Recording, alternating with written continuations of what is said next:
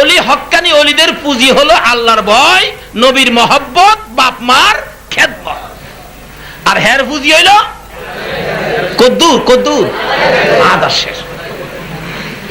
সারা রাত ঘুমাইছে না, ঘুরে ঘুরে ঘুরে ঘুরে দেহে গুড়া খই যায়, দেহে এক নল ক্ষেতের মধ্যে পেঁচ খাইয়া গুড়া ছিটিয়ে ফিরে রয়েছে।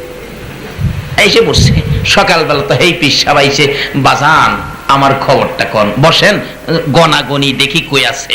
এবার গনতেছে, 15, খাইতে 3, পাইলাত 12, বুবাইর ছাগল মুক্তা জুরো, গৃহস্থের বাড়ির নল ক্ষেতের বেড়া, চিত্তিয়া পইরা আছে পিসাবের গুড়া।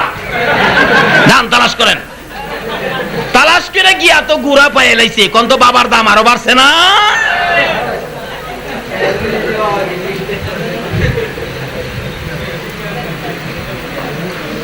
অনেক ওই এলাকার বাদশার মেয়ের গলার স্বর্ণের হার চুরি হইছে।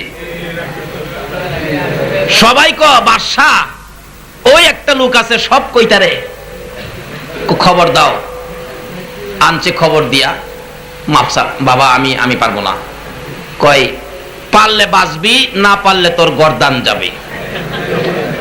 পীরের বিপদ হইছে নি, তো অহন কি করি? কি হয়েছে? আমার মেয়ে, আদুরের মেয়ের গলার হারটা কে নিছে এটা বাইর করবে। আচ্ছা হার কেন্দা বিষয়টা কি গলার হার পাওয়া যাইব? আমার 1-2টা রাত সময় দিন, পরে দেখি। মানে কেরাসিনটা তোর কাম হইতো না, রাত্রে 2-3 রাত চিন্তা করে দেখে কোনো পথ পায় না। অবশেষে রাইতে গিয়া গলার মধ্যে রশি লইয়া মইরা বেটকি দাঁড়িয়েছে। এই সেচুত্তাফির গলাত রশি মরা ছাড়া আর উপায়। আর যারা আল্লাহর ওলি হারায় এমন মরা আরো কি করে কি করে কি করে কি করে